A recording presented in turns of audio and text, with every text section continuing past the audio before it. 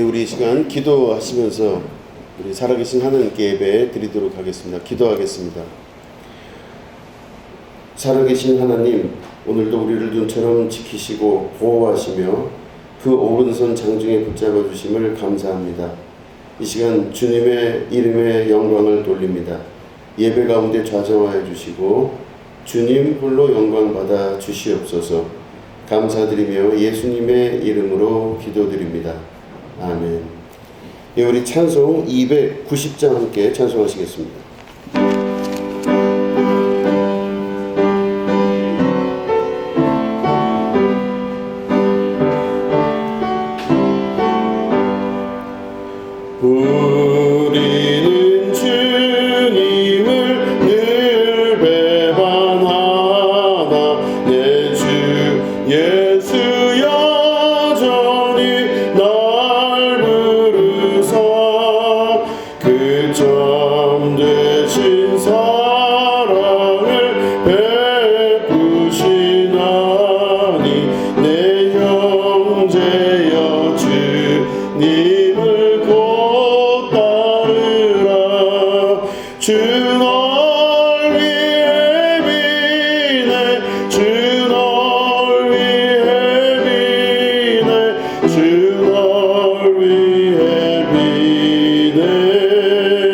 항상 비시네 주께서 풍성한 은혜를 내려 내 영혼이 나날이 복받으니 주 예수를 너희도 구주로 섬겨 곧 따르면 풍성한 복 받겠네.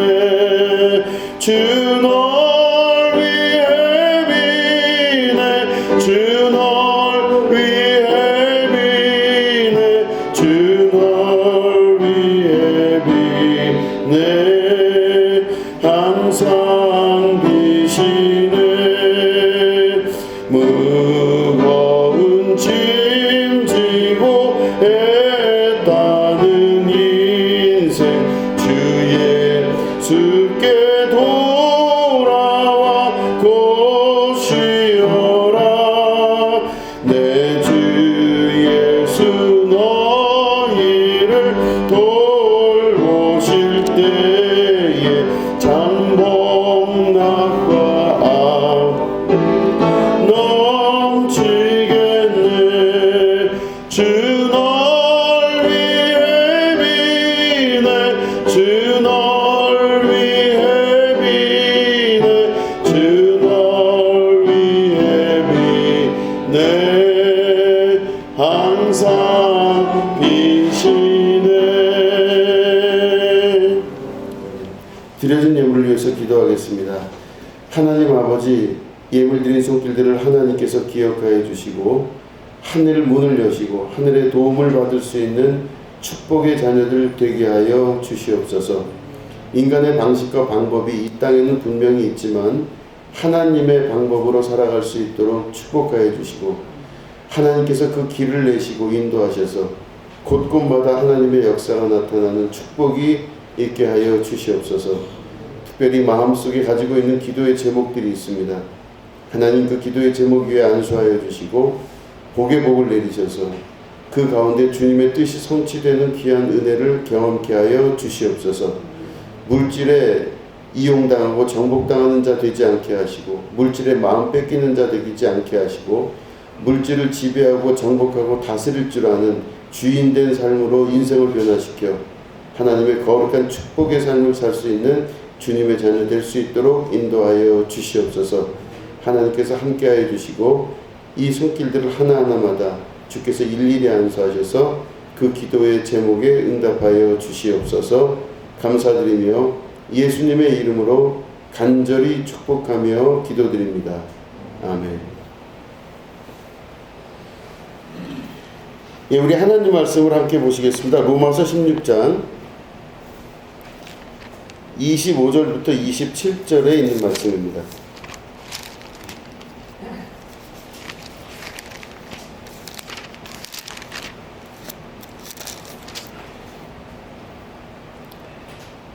예, 로마서 16장 25절부터 27절을 우리 한 목소리로 읽겠습니다. 시작. 나의 복음과 예수 그리스도를 전파함은 영세 전부터 감추어졌다가 이제는 나타내신 바 되었으며 영원하신 하나님의 명을 따라 선지자들의 글로 말미암아 모든 민족이 믿어 순종하게 하시려고 알게 하신 바 그 신비의 계시를 따라 된 것이니 이 복음으로 너희를 능히 견고하게 하실 지혜로우신 하나님께 예수 그리스도로 말미암아 영광이 세세 무궁하도록 있을지어다. 아멘. 우리 한 곳을 좀 더 보면 좋겠습니다. 마가복음 14장 50절부터 52절까지의 말씀입니다. 마가복음 14장 50절부터 52절입니다. 예, 우리 함께 읽도록 하겠습니다. 시작. 제자들이 다 예수를 버리고 도망하니라. 한 청년이 벗은 몸에 배 혼니부를 두르고 예수를 따라갔다가 무리에게 잡힘에 배 혼니부를 버리고 벗은 몸으로 도망하니라. 아멘. 예, 오늘은 나의 복음이라는 제목 가지고 함께 말씀을 나누도록 하겠습니다. 오늘 두 군데에 있는 말씀을 읽었습니다. 로마서 16장과 마가복음 14장에 있는 두 군데의 말씀을 같이 읽었는데, 로마서를 기록한 사람, 쓴 사람은 우리가 잘 알듯이 사도 바울이라는 사람입니다. 마가복음을 기록한 사람은 그 이름 그대로 마가라는 사람인데, 정확히 말하면 마가 요한이라고 하는 사람입니다. 근데 로마서가 바울에 의해 기록되고 마가복음도 마가에 의해 기록됐는데, 성경에서 참 희한할 정도로 이 기록 연대가 비슷합니다. 그러니까 다시 말해 AD 57년 정도로 추정을 하는데, 그러니까 예수님 부활하시고 나서 대략 승천하신 다음에 20여 년 정도, 한 23, 4년 흐른 후에 로마서가 쓰여지고 마가복음이 동시대에 쓰여졌다고 보입니다. 그 한 해. 그럴 때 이제 이 저자가 말씀드린 대로 로마서 저자는 바울이고 마가복음의 저자는 마가인데, 이 두 사람의 관계, 그리고 두 사람의 있었던 두 사람 간의 어떤 이벤트가 있었죠. 그런 걸로 인해서 이 성경이 왜 이렇게 쓰였나를 다시 한번 우리가 확인한다면 오늘 말씀을 잘 들을 수 있는 기회가 될 걸로 생각됩니다. 로마서 16장은 지금 우리가 읽은 본문 말씀은 바울이 1차, 2차, 3차 선교 여행을 다녀오게 됩니다. 1차 선교 여행이 AD 47년에 시작됐습니다. 그러니까 다시 말해 1차 선교 여행이 시작되고 나서 10년 흐른 후에 이 로마서를 적은 거겠죠. 그러니까 그 10년 동안의 기간이 바울에게는 굉장히 많은 어려움과 또한 또 신비한 하나님의 역사를 경험하는 시기였겠죠. 그러니까 10년이라는 기간 동안 1차 선교여행을 나가고 나서 좌절하여 돌아오기도 하고 2차 선교여행 가서 또 죽을 뻔한 일도 겪고 하면서 자기가 알고 있던 신앙이 점점점 변해나가기 시작합니다. 그리고 그 선교여행이 3차 여행까지 다 끝난 다음에 로마 교회에 편지를 쓰는 그 내용이 로마서인데, 그러니까 이 10년이라는 기간 동안 바울이 로마서를 마지막으로 작성을 하고, 마지막, 오늘 우리가 읽은 본문 말씀은 로마서 16장이 맨 마지막입니다. 그러니까 로마서의 마지막을 알리는 건데, 거기에 그렇게 기록을 합니다. 나의 복음과 예수 그리스도를 전파함은 이렇게 되어 있어요. 예수님을 전파하는 게 자기의 복음 아닌가요? 우리가 보통 생각을 할 때 여러분들이 예수님을 전파하는 거죠. 그러면 예수님하고 나의 복음은 같은 거라고 우리는 생각을 합니다. 예수 믿으세요? 이렇게 복음을 전파하잖아요. 그러면 예수 믿으세요가 곧 나의 복음인데, 바울은 10년이라는 기간을 거쳐가면서 자기가 사용하던 단어와 문장의 뜻에서 분명하게 다른 것들을 이야기합니다. 나의 복음과 예수 그리스도를 전파하는 것.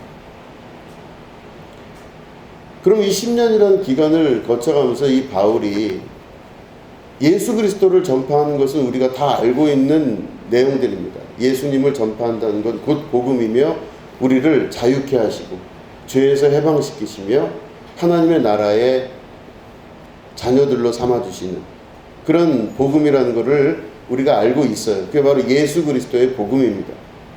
그런데 굳이 왜 나의 복음을 넣었을까? 이 나의 복음은 그 사람의 인생과 삶 가운데 만나는 예수님을 말하는 겁니다. 예수님은 한 분이시지만 만나는 사람마다 그 예수님을 다른 면으로 볼 수 있다는 뜻도 포함되어 있는 것이죠. 이 바울이 갖고 있는 약점이면서 동시에 특징이 있습니다. 뭐냐면은 바울은 스스로를 사도라고 칭하고 돌아다녔는데 사도라고 하면은 예수님과 3년 동안 공생애를 같이 하고 활동을 같이 하고 먹고 마시고 함께하고 있다가 예수님이 죽으시고 부활 승천하신 이후에 그 남은 제자들이 바로 사도라고 이름을 붙이는 겁니다. 사도 요한, 사도 베드로 이런 식으로 얘기를 하는 거예요. 근데 바울은 예수님을 한 번도 육체적으로 만난 적이 없는 존재입니다. 한 번도 예수님을 육체로 만난 적이 없어요. 그렇기 때문에 바울에 대한 사도라고 하는 이름 붙이는 것에 대해서 예루살렘 교회나 많은 사람들이 굉장히 핍박을 하기도 하고 바울을 인정하지 않았던 것입니다. 근데 바울은 자기가 예수 그리스도를 만났다라고 이야기합니다. 그래서 자기는 결국 사도다 이렇게 이야기해요. 그러면 무슨 차이가 있냐면 육체로 만난 게 중요한 것인가 아니면 바울처럼 말씀으로 만난 게 중요한 것인가? 아마 말씀으로 만난 이 바울이 자기가 변화된 모습을 보고 자기 스스로에게 성령의 인증을 받아서 자기를 사도라고 칭하게 된 것일 겁니다. 그게 뭐냐면 우리들도 다 보면은 예수님을 육체로 만난 분이 한 분도 없어요. 여기에는. 저도 예수님을 육체로 만난 적이 없습니다. 도대체 그 2000년 전에 죽고 부활하셔서 승천하신 예수님이 나랑 무슨 관계가 있다고 내가 교회를 나오며 말씀을 듣고 예수님을 믿는다는 말을 할 수가 있을까? 우리들은 아무리 생각해도 이 기이한 것에 대해서 다시 한번 생각을 해볼 수 있어야만 됩니다. 예수를 믿는다고 하지만 나는 예수님을 본 적이 없다. 이게 진실이지 않습니까? 그럼 우리는 도대체 그 예수님을 육체로 만난 적이 없는 바울과 똑같은 상황입니다. 예수님을 만난 적도 없고 그분에 대해서는 잘 알지를 못해요. 직접 본 적이 없기 때문에. 그런데 어떻게 바울은 감히 스스로 자기가 사도라고까지 이야기를 할 수 있을까? 진짜 예수님은 누구길래 육체로 만난 예수님이 진짜일까? 바울은 아니라고 하는 것입니다. 육체로 만난 예수님에 대한 경험보다 더 중요한 것이 말씀으로 만나는 예수님이십니다. 태초에 말씀이 계시니라. 그 말씀이 하나님과 함께 계셨고, 그래서 요한복음은 그렇게 시작합니다. 우리가 예수 그리스도를 육체로 만나는 것보다 더 중요한 것은 예수 그리스도를 말씀으로 만나는 믿음을 가지셔야 되는 것이죠. 말씀으로 만난 그 예수님, 그 말씀으로 예수님을 만난 사람들의 역사가 기독교의 역사이며 하나님의 복음의 역사인 것입니다. 그렇기 때문에 우리는 이 바울의 이 고백과 바울의 이 글 하나의 단어 하나에 대해서 우리가 깊은 신경을 쓸 수 있어야만 됩니다. 앞에 있는 대상이 진리라고 믿고 있었습니다. 예수님이 한 분이시기 때문에 육체로 오신 예수님을 만나는 것이 되게 중요하다고 여겨졌죠. 당연한 것입니다. 좋죠. 어떤 때는 부럽기도 하죠.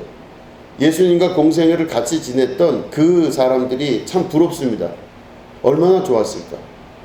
예수님을 본 사람들도 있었을 겁니다. 그 사람들을 참 부러워합니다. 얼마나 좋았을까. 그런데 우리가 복음을 다시 한번 들어본다면, 말씀을 들어본다면 직접 만나는 예수님보다 말씀이신 영이신 주님을 만나는 게 더욱 중요하다는 것을 다시 깨달아 알게 되는 것이죠. 그럴 때 이 바울이 사도행전에 보면은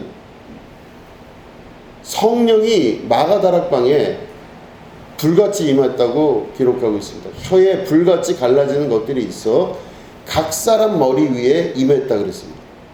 그리고 각자 그 사람들이 방언을 했다고 돼 있어요. 각자 방언을 하는데 그 베드로가 앞에서 설교를 하는데 사람들이 다 여러 군데서 왔는데 그 여러 군데서 온 사람들이 베드로의 그 설교를 다 통역 없이 듣는 거예요. 신비한 일이 벌어지게 되었던 것입니다. 이 시작이 바로 예수 그리스도의 복음의 시작입니다. 예수 그리스도의 복음의 시작은 다른 말로 하면 예루살렘 성전만이 진짜 성전이고 거기만이 진짜라고 여겼던, 앞에 있는 대상이 진짜라고 여겼던 그 세계에서 벗어나서 한 사람 한 사람에게 성령이 임해서 그 임한 성령과 함께 살아가는 우리 모두가 하나의 교회이며 개체적 교회라는 것을 말씀하고 있는 것입니다. 그럴 때 우리들은 앞에 있는 어떤 존재에 관해서 예루살렘 성전이나 육체로 오신 예수님에 관해서 집착할 것이 아니라 다시 오시는 성령님, 예수 그리스도의 영이신 성령님이 우리 안에 임하심으로 말미암아 우리 각자가 교회이며 성전이며 우리 각자가 하나님의 계신 곳이라고 하는 것을 믿음으로 고백하고 살 수 있는 그런 사람이 되어야 되는 것입니다. 여기서 말하는 나의 복음은 바로 뭐냐면 내가 겪고 있는 그리스도를 말하는 것입니다.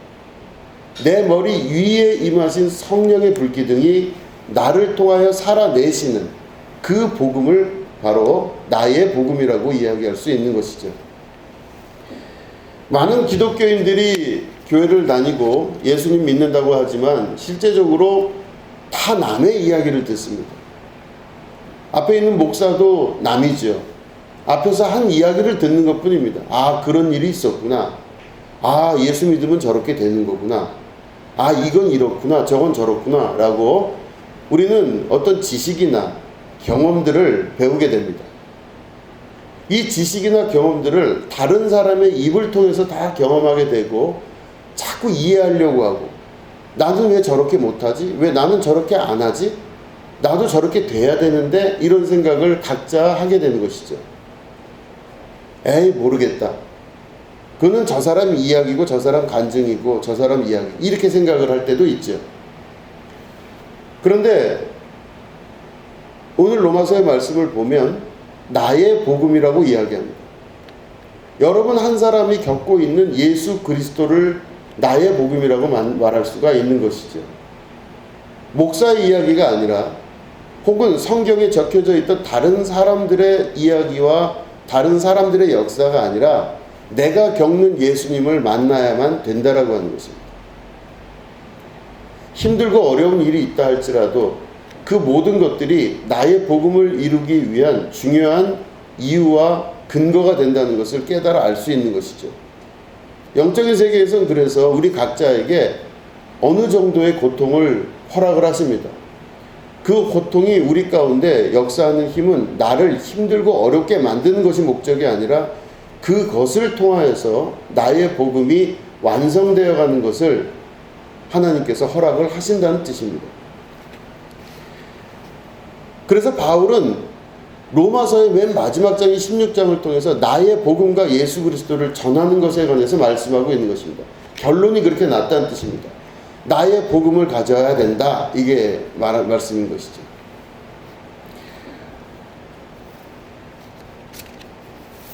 바울은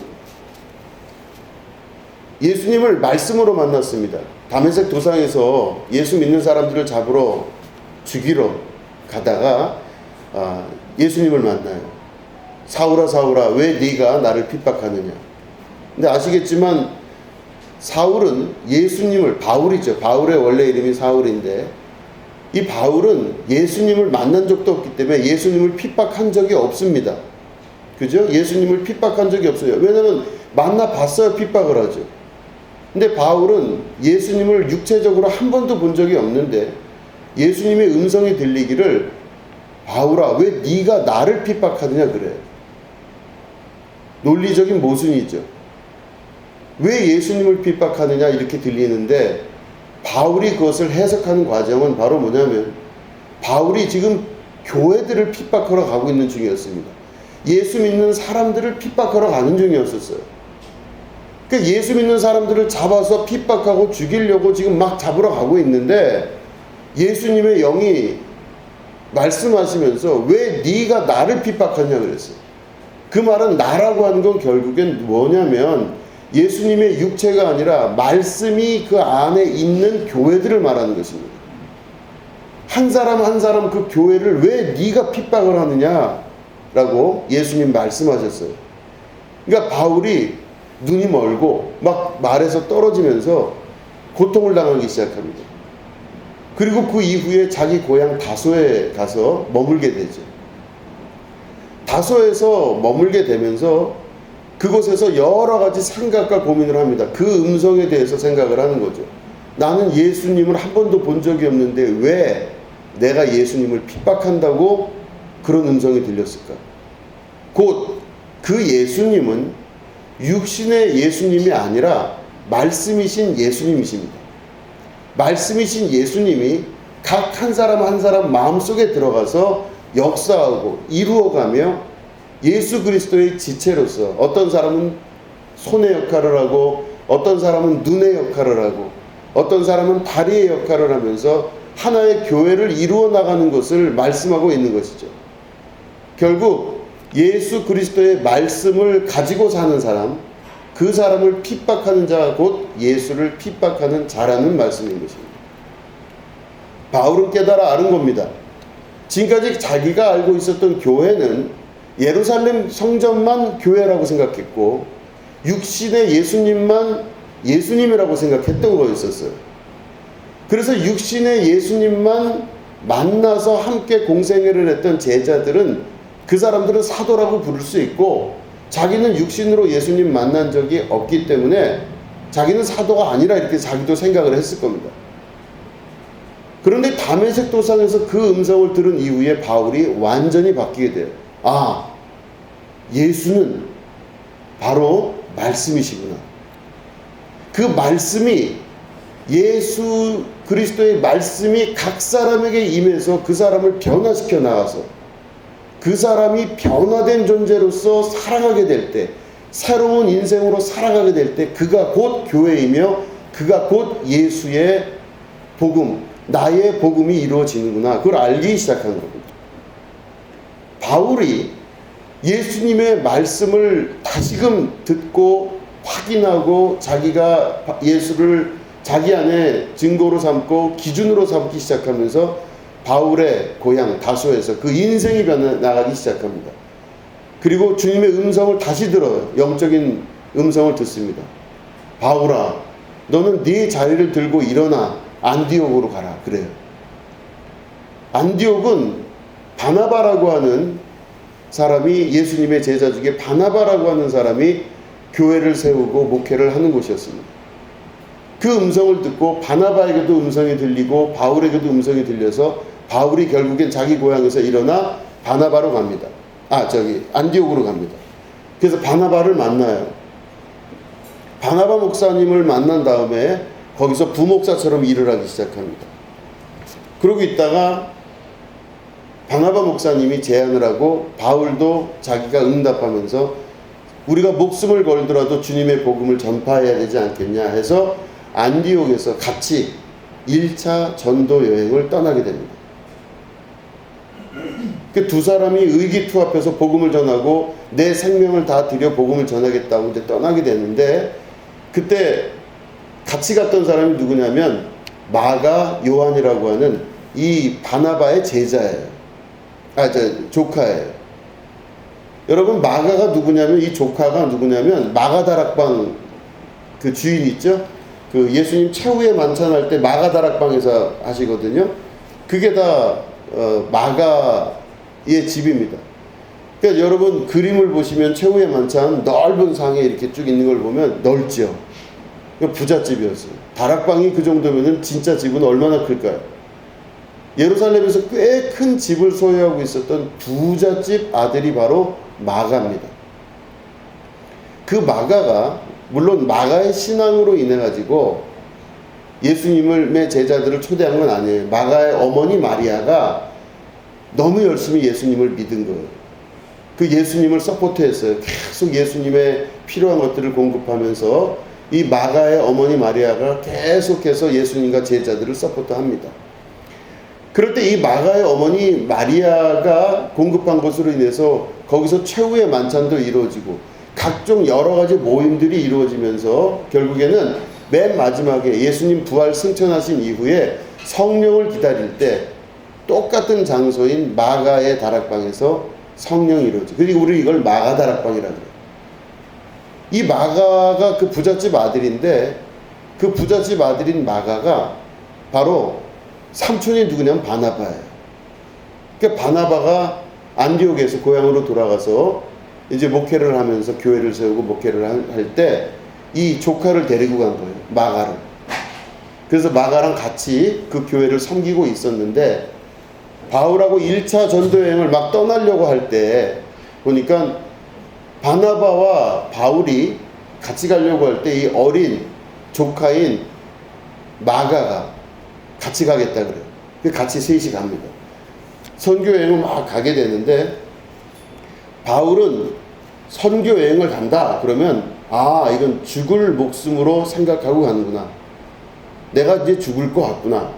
그래서 자기의 죽음을 예상을 하고 갑니다. 그렇기 때문에 각오가 단단하죠.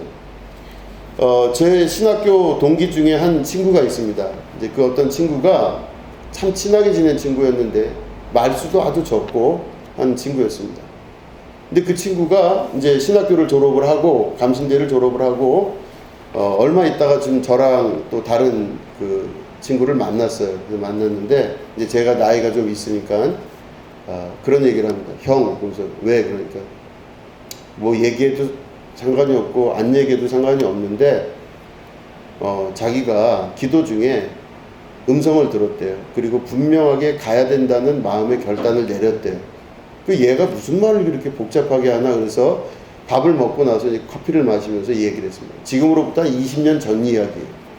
그 어디로 갈 건데 왜? 그랬더니 이 친구가 그런 얘기를 해요. 북한으로 들어가려고 한다는 거죠. 북한의 선교사로 비밀리에 잠입한다 그래요. 그래서 제가 그런 경우가 있니 우리나라에서 그랬더니 아주 비밀리에 되고 있는 일들이라 이렇게 이야기를 합니다. 몸도 아주 바짝 말랐는데 더 마르게 자기를 만들어서 아직 밥도 안 먹고 더 심하게 마르게 만들었다. 일반적으로 북한 사람처럼 보이게 하려고 그랬는지 모르겠으나 아무튼 그랬습니다. 중요한 거는 이 친구가 결혼을 했어요.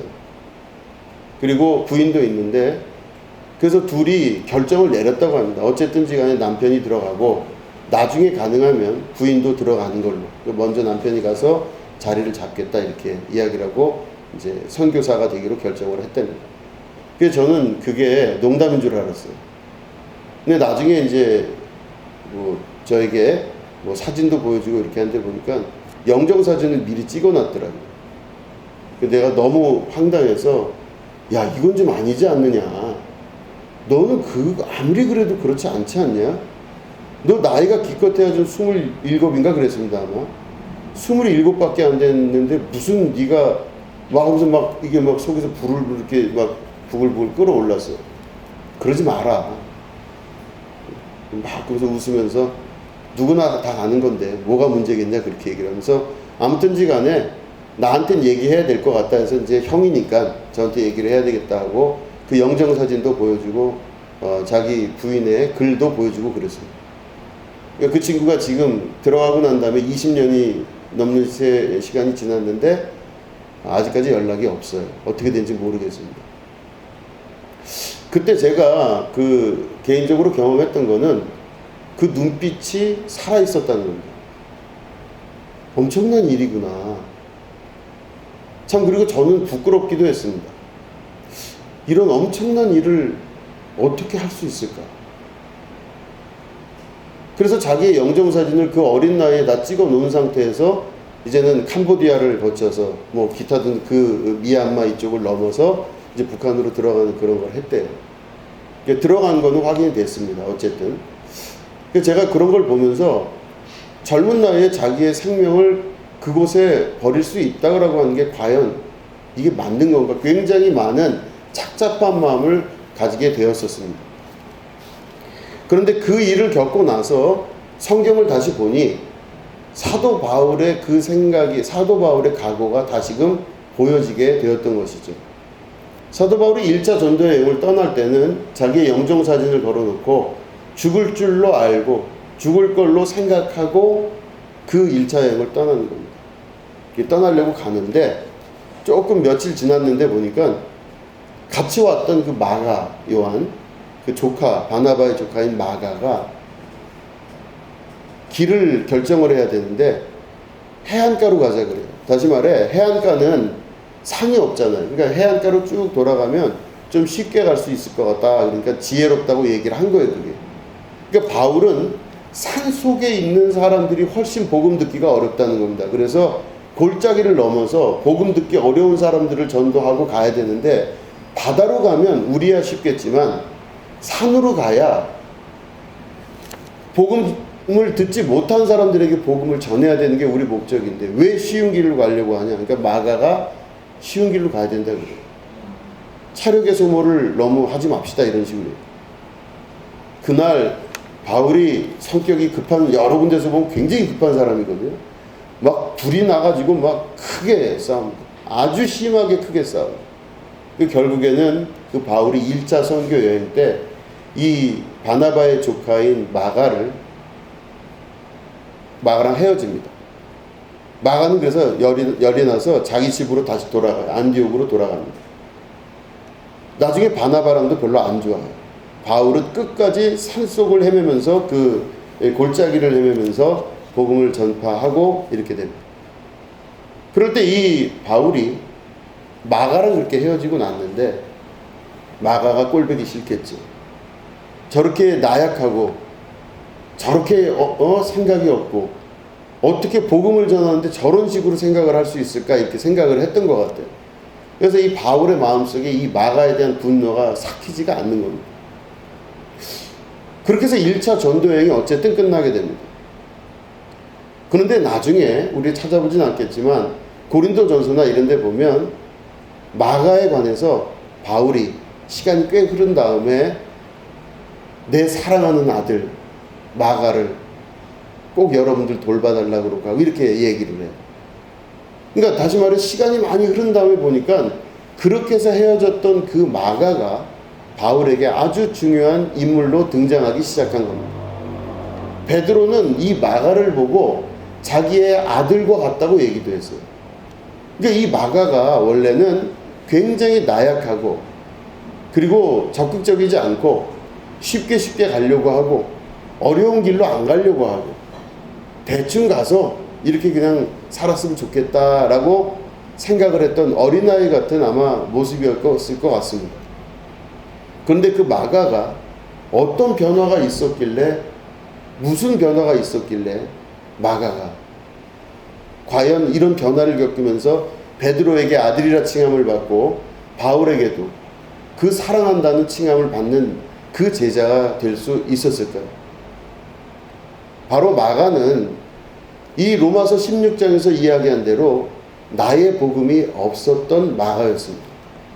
엄마가 예수님 잘 따라 믿었기 때문에 부잣집 엄마가 자기의 다락방을 내어주고 예수님의 최후의 만찬을 할 수 있도록 제공해주고 또 예수님 부활과 승천하신 이후에 제자들이 그 마가 다락방에 모여 성령 임재를 경험할 수 있는 그 장소를 제공해주고 로마의 그 엄청난 압제와 그 폭력이 있음에도 불구하고 그런 것들을 다 넘어서면서 어머니 마리아가 했던 그 많은 일들을 옆에서 아들로서 보고 있었던 겁니다. 그리고 자기 삼촌인 바나바를 쫓아서 그 바나바의 신앙의 모습을 보면서 쫓아갔던 거예요. 그러니까 이 마가는 예수 잘 믿는 엄마와 예수님 잘 믿는 바나바를 두었던 그 아들이며 조카인 것입니다.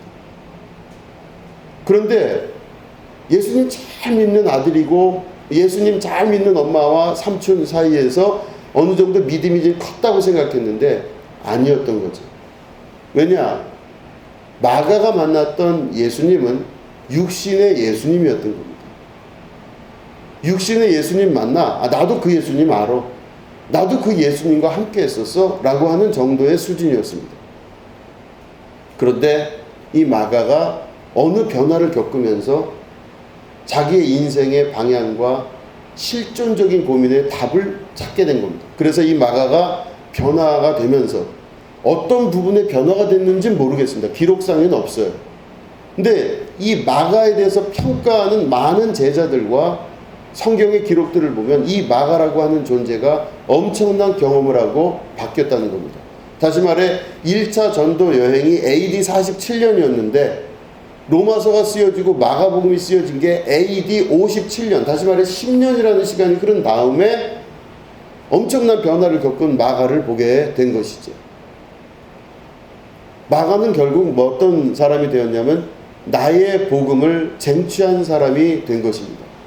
예수님을 육신으로 알고 있다가 남의 얘기만 다 듣고 남의 간증 듣고 남의 설교 듣고 남의 이야기로 살고 있던 사람이에요. 그냥 예수 믿는 게 그런 거지, 교회 다니는 게 그런 거지 정도로 살다가 자기가 예수를 진짜로 마음속에 품어 안기 시작하고 예수님이 말씀으로서 내 안에서 작용하기 시작하는 것을 깨달아 아는 자가 되었던 겁니다. 엄청난 변화가 일어나기 시작해요. 그래서 우리가 두 번째 읽은 본문 말씀이 바로 마가복음 14장 50절부터 52절입니다. 제가 다시 한번 읽을 테니까 잘 들어보시기 바랍니다. 제자들이 다 예수를 버리고 도망하니라. 한 청년이 벗은 몸에 배 혼니부를 두르고 예수를 따라가다가 무리에게 잡힘에 배 혼니부를 버리고 벗은 몸으로 도망하니라. 이렇게 기록되어 있습니다. 신약성경 앞에 있는 그 공관복음 중에서 제일 먼저 쓰인 게 마가복음입니다. AD 57년에 쓰여져 있는 이 마가복음이 제일 먼저 쓰여졌어요. 근데 여기 보니까 이름을 이야기하지 않고 한 청년이 이렇게 되어 있어요. 그죠? 한 청년이 벗은 몸에 배 혼니부를 두르고 있다가 무리에게 잡혔어요. 너 예수님 제자지? 너 예수 따라다니는 제자지? 하고 잡히니까 혼니부를 버려버리고 홀딱 벗은 몸으로 도망갔다. 그 얘기를 쓰는 거예요. 한 청년이. 이 이야기는 마태복음에도 없고 누가복음에도 없습니다. 마가복음에만 기록되어져 있는 내용이에요. 이 마가복음에 기록되어져 있는 이 내용은 사람들의 여러 추정으로 봤을 때 마가 자신일 것이다 라고 추정하고 있습니다. 여기 있는 이 청년은 이름을 기록하지 않았기 때문에 이 저자인 마가가 자신을 그 청년이라고 소개하고 한 거죠. 자기의 그런 면을 이 안에 다 낱낱이 밝힌 겁니다. 마가가 그저 이 청년이 배 혼니부를 두르고 벗은 몸에 있다가 사람들한테 붙잡히니까 그걸 벗고 그냥 버려버리고 도망가 버리고, 아마 추정하건대 그런 것 같습니다. 예수님이 막 잡혀가시고 예수 믿는 제자들이 막 뿔뿔이 흩어지고 다 도망가고 이럴 때 자기 집에 아마 있었을 것 같아요. 그리고 약간 무서운 마음으로 졸면서 자면서 벗고 이불을 둘러싸고 있다가 막 밖에서 큰 소리가 나니까 아마 이 마가가 밖에 나갔을 것 같아요. 추정하는 겁니다. 나갔어요. 그랬더니 막 사람들이 막 몰려다니면서 예수 쫓아다닌 사람들, 예수 믿는 사람들 다 잡아 죽여야 된다 그러고 막 무리들이 몰려다니는데 마가 다락방에 예수님의 제자들과 예수님이 최후의 만찬한 거 알잖아요. 저기로, 저 집으로 많이 사람들이 들어갔었다. 예수쟁이들이 다 저 집으로 왔다 갔다 했더라. 이러면서 사람들이 막 몰려와서 갑자기 이 어린 마가를 붙들고 끌고 가려고 하는 거예요. 너도 예수 제자지? 이러면서. 그럴 때 이 마가가 배 혼니부를 탁 버리고 벗은 몸으로 도망갔던 사건입니다. 근데 이걸 왜 기록했을까? 마가가 이걸 왜 도대체 기록을 했을까 생각을 해보면요, 자기의 수치고 부끄러움이잖아요. 이걸 굳이 넣을 이유가 없잖아요. 근데 그로부터 시간이 꽤 지난 후에 이걸 왜 집어넣었을까 생각을 해보면 이 마가복음이 쓰여진 목적을 잘 알면 됩니다. 마가복음은 어떤 목적을 가지고 쓰여졌냐면 예루살렘 안에, 이스라엘 안에 예수 믿으면서 핍박이 시작되는 시기에 사자밥이 되고 엄청난 고난의 역사가 시작되는 그 시기에 AD 57년, 58년 그때쯤 마가가 바로 붓을 들어서 이 글을 쓰게 된 건데, 대상이 누구냐면 고통받는 이스라엘 사람들이에요. 예수 믿어서 예수의 이름으로 고난받고 고통받는 자들입니다. 너 예수 믿은 적 있지? 너 예수 쫓아다닌 적 있지? 이러면서 그들을 잡아다가 굶주린 사자 밥에 물어 삼아 넣어지기도 하고, 아이들을 막 잡아서 죽이기도 하며 끌고 갔던 그 엄혹한 시기에 마가가 자기와 같은 예수 그리스도를 속에 품은 자들을 위하여 그 어려움을 견뎌내라고 그 역사를 기록하면서 썼던 책이 바로 마가복음입니다. 그럼 다시 말해 마가복음은 어려운 시기를 이겨내는 두려움이 앞에 있는 이스라엘 백성을 위해 쓰여진 책이라고 하는 겁니다. 그렇기 때문에 이 대상들은 다 누구냐면 지금 현재 무서운 사람들이에요. 삶에 대해서 걱정하는 사람들이에요. 근데 이렇게 살다가 언제 죽을지, 나만 죽는 게 아니라 우리 집안 식구들이 다 몰살당할지도 모르는, 단순히 예수 믿는다는 그 조건 하나만으로 그렇게 될지도 모른다는 사람들에게 위로하며 성령이 너희와 함께 할 것이며 예수께서 너희들을 지키실 것이며 말씀을 붙드는 자에게 너희들과 함께 할 것이라고 하는 그 이야기를 목표로 적어놓은 책이 바로 마가복음이라는 것입니다. 그래서 이 마가복음은 사람들에게 읽혀지기도 하고 그 사람들에게 들려지기도 하면서 위로를 얻고, 우리 예수님이 이렇게 기적을 베푸셨고, 우리 예수님이 이렇게 구원을 이루셨고, 우리 예수님이 이렇게 우리들에게 길을 내셨구나라는 것을 보여주는 상징적인 책입니다. 그런데 마가가 다른 성경에 없는 이 이야기를 적어놓은 이유는 자기 평생에 씻을 수 없는 부끄러움이 바로 혼니부를 버리고 도망간 사건이었던 것입니다. 두려움 때문에 죽기를 무서워 종노릇하며, 무엇가 그렇게 무섭고 두려웠는지, 내가 진짜 무서워야 될 것이 무엇인지를 잘 가늠하기 어려운 그때 홀딱 벗고 창피한 줄 모르고 도망갔던 자기의 모습, 그 모습을 마가는 꼭 기록을 남겨놓고 싶었던 것입니다. 누구나 두려움이 우리 앞에 있습니다.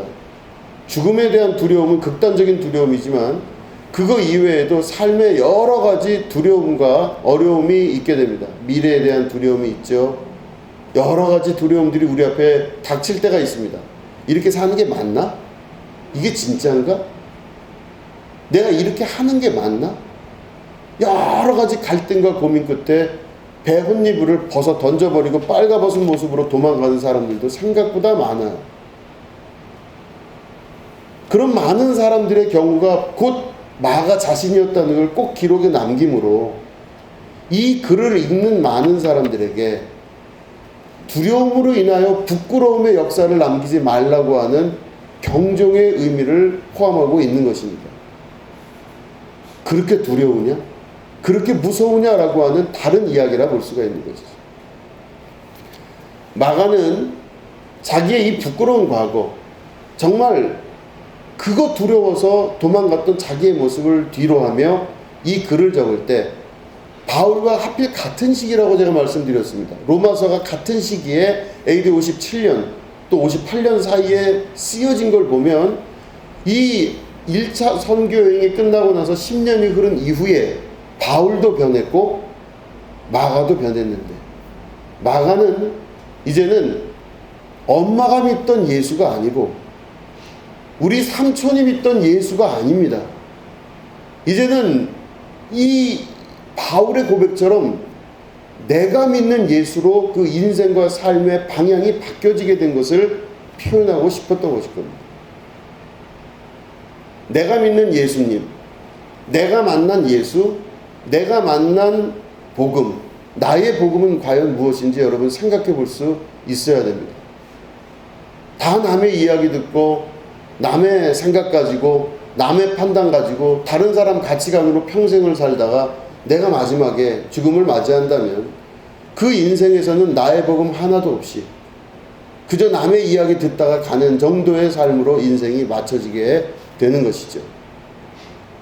우리나라의 크리스찬 인구가 급격하게 줄어들고 있다고 합니다. 이미 줄어들었죠. 엄청나게 많은 통계들이 다 나오고 있는데 대부분 다 코로나 이전서부터 개신교회뿐만 아니라 모든 기독교라고 이름하는 많은 것들이 줄어들기 시작합니다. 이단만 부흥합니다.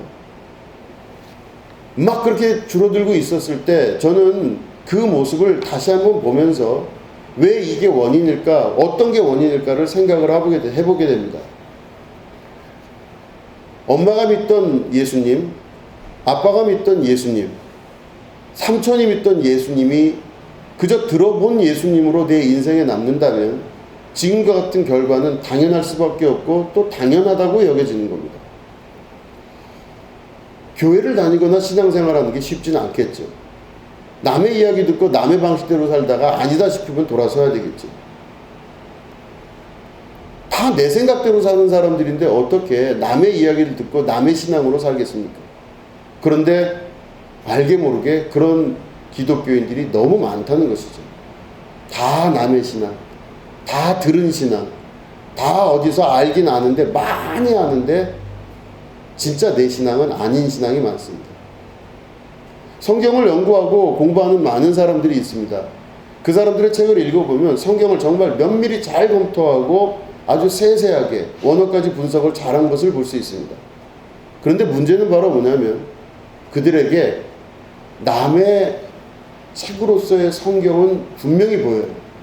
연구할 가치가 있고 연구의 대상인 성경은 있지만 그 성경 말씀이 내 안에 복음으로서 작용하는 경우가 별로 보이지가 않더라는 것입니다. 나의 복음. 그럴 때 그 역사가 바뀌기 시작하며 그 인생이 바뀌기 시작하고 이제는 죽음을 두려워하지 않고 어떤 상황을 두려워하지 않고 놀라워하지 않으며 이것들을 능히 이겨나갈 수 있는 놀라운 복음의 역사 속으로 들어가게 되는 것입니다. 나의 복음을 가져야 됩니다. 나의 복음을 가지기 위해서 최선을 다하여 신앙생활을 할 수 있어야만 됩니다. 나의 복음이 완성되면 신앙의 주춧돌이 생깁니다. 한 발짝 걸어갈 수 있는 그 주춧돌이 생기는 거예요. 흔들리지가 않습니다. 나의 복음이 완성되면은 이 주춧돌이 생기고 이 주춧돌이 생김으로 말미암아 불안과 초조가 사라지기 시작합니다. 양 발을 주춧돌 위에 올려놓을 수 있는 그 근거가 생기게 됩니다. 그리고 두려움이 사라지게 됩니다. 불안과 두려움이 사라지게 되고 또한 내 현재를 볼 수 있고 내 현재를 누릴 수 있는 존재로 살게 되는 것입니다. 일어났다 꺼지는 파도와 같은 삶을 살지 않고 반석과 같은 베드로와의 그 위에 교회를 짓겠다 하신 예수님 말씀대로 반석 위에 내 신앙을 놓을 수 있게 됩니다. 이게 바로 나의 복음입니다. 바울과 같은 순교의 역사가 어떻게 나타날 수 있느냐? 바로 나의 복음이 있었기 때문에 가능합니다. 어떻게 살아가는 게 맞느냐? 나의 복음이 있을 때 가능합니다. 남의 이야기 듣고 남의 신앙 가지고 남의 말 듣고 남의 생각대로 살아가다 보면 어느 날 내 생각으로 싹 돌아왔을 때 생각이 바뀝니다. 신앙생활 그렇게 하는 거 아니지? 생각이 바뀌어요. 내 생각대로 살고 평생 다른 사람 이야기만 듣다가 내 복음 없이 살게 되면요, 영원한 생명의 나라로 들어가기도 쉽지 않습니다. 그 나라가 남의 나라지 내 나라는 아니거든요. 그렇기 때문에 다 갔다가 돌아서는 자, 엠마오 마을로 돌아가는 제자들처럼 큰일 한번 겪었는데 이제는 예수님 죽으셨더니 그냥 집으로 가서 고향에 가서 내가 다시 어부질이나 해야 되겠구나. 그러면서 다 각자 자기 삶으로 돌아가려고 하는, 자기 중심적 세계로 돌아가려고 하는 그런 의도가 굉장히 강하죠. 그러나 나의 복음이 바로 서 있는 자들, 나의 복음으로 인하여 예수 그리스도를 제대로 만난 사람들은요, 두려움이 사라지고 현재를 누릴 줄 알고 또 하늘로부터 공급되는 하늘의 양식을 받을 줄 알고 하나님이 제공하시는 그 길의 인도하심을 경험할 줄 아는 삶으로 인생이 변화되기 시작합니다. 이 세상을 나 혼자 사는 것이 아니라 주님과 함께 살고 있다는 것을 깨달아 알 수 있는 능력도 생기게 되는 것이죠. 그렇기 때문에 여러분, 나의 복음이 중요합니다.